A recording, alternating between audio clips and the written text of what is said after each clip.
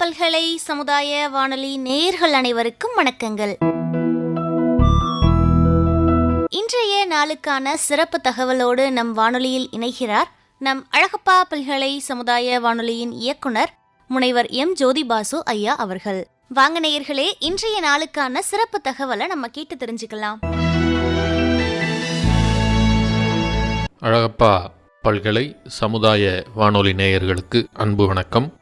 இன்று அக்டோபர் 9, 2022 உலக அஞ்சல் தினத்தை கொண்டாடி வருகிறோம். 1874ஆம் ஆண்டு சுவிட்சர்லாந்தின் தலைநகரான பெர்னில் உலகளாவிய தபால் ஒன்றியம் ஸ்தாபிக்கப்பட்ட நாளான அக்டோபர் 9ஆம் தேதி ஒவ்வொரு ஆண்டும் உலக அஞ்சல் தினமாக கொண்டாடப்பட்டு வருகிறது. 1969ஆம் ஆண்டு ஜப்பானின் டோக்கியோவில் நடைபெற்ற உலகளாவிய தபால் ஒன்றியத்தின் காங்கிரஸால் உலக அஞ்சல் தினமாக அறிவிக்கப்பட்டு அன்றிலிருந்து உலகம் முழுவதும் உள்ள நாடுகள் ஆண்டுதோறும் உலக அஞ்சல் தின கொண்டாட்டங்களில் பங்கேற்கின்றன.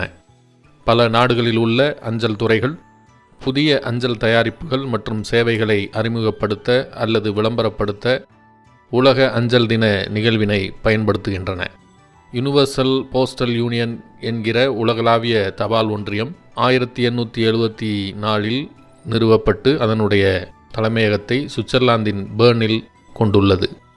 இது உலகளாவிய அஞ்சல் அமைப்புடன் உறுப்பு நாடுகளிடையே அஞ்சல் கொள்கைகளை ஒருங்கிணைக்கின்றது.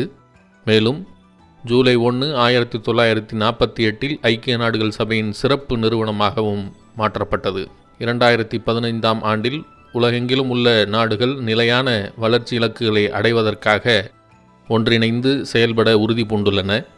இது தீவிர வறுமை மற்றும் பசி, சமத்துவமின்மை மற்றும் அநீதியை எதிர்த்து போராடுவது மற்றும் காலநிலை மாற்றத்தை சமாளிக்க நடவடிக்கை எடுப்பது ஆகியவற்றை நோக்கமாக கொண்டுள்ளது.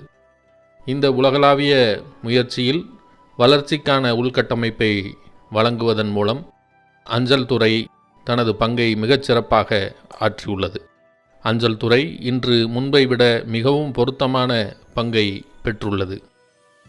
பொதுமக்கள் மற்றும் வணிகர்களின் அன்றாட வாழ்வில் அஞ்சல் துறையின் பங்கு மற்றும் நாடுகளின் சமூக மற்றும் பொருளாதார வளர்ச்சியில் அதன் பங்களிப்பு பற்றிய விழிப்புணர்வை ஏற்படுத்துவதே உலக அஞ்சல் தினத்தின் நோக்கமாகும். தேசிய அளவில் பொதுமக்கள் மற்றும் ஊடகங்கள் மத்தியில் தங்கள் அஞ்சல் துறையின் பங்கு மற்றும் செயல்பாடுகள் பற்றிய பரந்த விழிப்புணர்வை உருவாக்குவதை நோக்கமாக கொண்ட திட்ட நடவடிக்கைகளை மேற்கொள்ள ஐக்கிய நாடுகள் சபையின் உறுப்பு நாடுகளை இந்த கொண்டாட்டம் ஊக்குவிக்கின்றது. ஒவ்வொரு ஆண்டும் 150க்கும் மேற்பட்ட நாடுகள் உலக அஞ்சல் தினத்தை பல்வேறு வழிகளில் கொண்டாடுகின்றன. சில நாடுகளில் உலக அஞ்சல் தினம் வேலை விடுமுறையாக அனுசரிக்கப்படுகிறது. பல அஞ்சல் துறைகள் புதிய அஞ்சல் தயாரிப்புகள் மற்றும் சேவைகளை அறிமுகப்படுத்த அல்லது விளம்பரப்படுத்த இந்த நிகழ்வினை பயன்படுத்துகின்றன. சில அஞ்சல் துறைகள் தங்கள் ஊழியர்களுக்கு நல்ல சேவைக்கான வெகுமதி அளிக்க உலக அஞ்சல் தினத்தை பயன்படுத்துகின்றன. பல நாடுகளில் தபால் தலை கண்காட்சிகள் ஏற்பாடுகள் செய்யப்பட்டுள்ளன. மேலும் புதிய தபால் தலைகள் வெளியிடப்படுகின்றன.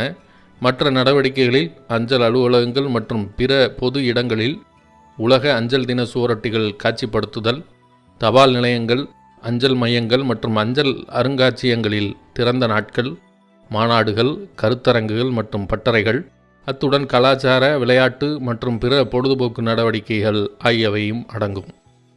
பல தபால் நிர்வாகங்கள் டிஷர்ட்டுகள் மற்றும் பேட்ஜ்கள் போன்ற சிறப்பு நினைவு பரிசுகளையும் வழங்குகின்றன. 2022ஆம் ஆண்டிற்கான உலக அஞ்சல் தின கருப்பொருள் இந்த கிரகத்திற்கான அஞ்சல் துறை என்பதாகும். அஞ்சல் துறை என்பது உலகின் மிகப்பெரிய தளவாட வலைத்தொடராகும்.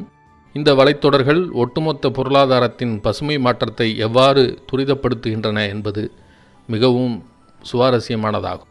சுழலும் பொருளாதாரம் இனி ஒரு புதிய கருத்தாக இருக்காது என்றாலும் சுழலும் பொருளாதாரத்தின் கொள்கைகளுடன் நாம் இணைந்திருக்க வேண்டும் என்பது முன் எப்பொழுதையும் விட இப்போது தெளிவாக தெரிகிறது.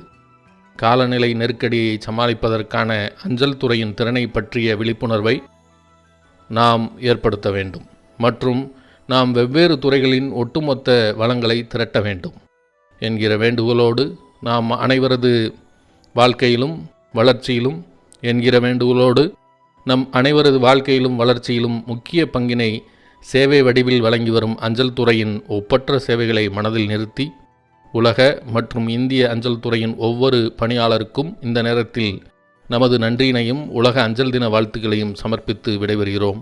நன்றி, வணக்கம்.